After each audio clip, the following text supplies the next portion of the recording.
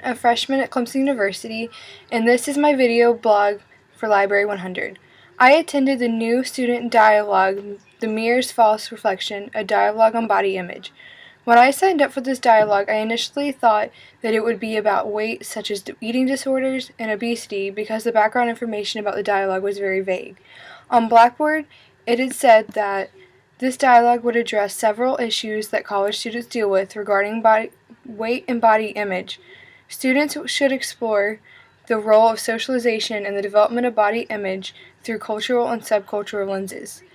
They would teach one another about the misconceptions society creates about the most desirable bodies, as well as critically analyze common conceptions of physical norms in the United States.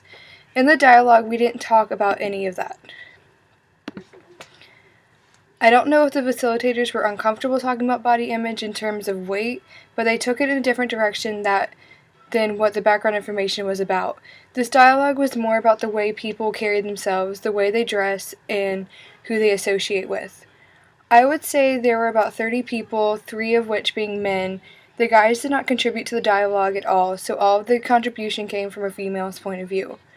Overall, the females of the group talked a lot about not judging people before you get to know them based on the way they carry themselves or whatever they wear.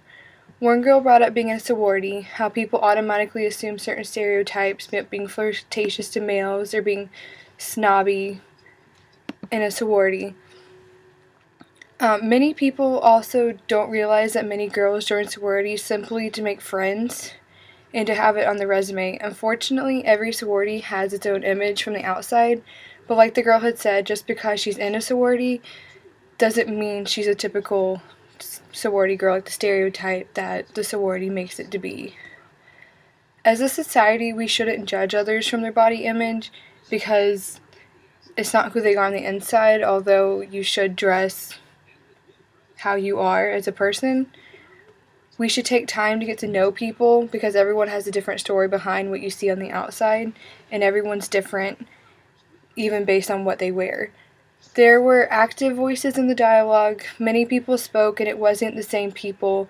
In the beginning, it was very quiet, and it was kind of hard to get everyone to talk, and then we did an icebreaker, and it made it much easier, and it felt like the group was more comfortable with each other.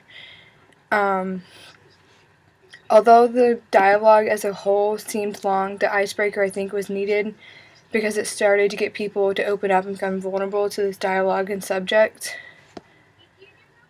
There were some reserved voices in the big group, such as the males. I feel like they maybe felt like overpowered by the females and didn't want to talk. Maybe they were just shy. But as a whole, it was active voices. When we were in smaller groups, I felt like everyone was talking more because it was more personal and easier to share.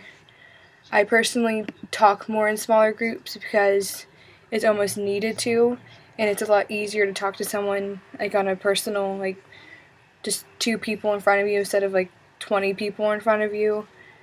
Not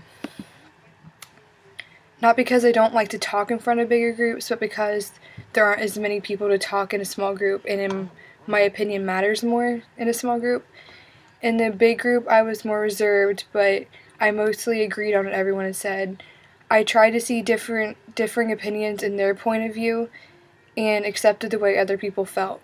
What I got out of it the most is to get to know people more and to start to talk to people before I judge them on what they wear, who they associate with, because like every girl in a sorority isn't the typical sorority girl, or the guy who looks funny may have like a great story and you wouldn't know unless you talk to him and not just judge him on the outside.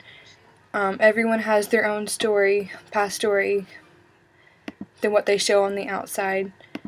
I feel like it was a good experience for everyone to have done, and it should be a part of Library 100 every year because it reminded me that you shouldn't judge people based on what they wear, if they have tattoos or piercings, because you don't know who they are and why they dress that way, and you should give everyone a chance, not just based on what they wear, and try to get to know everyone as a person.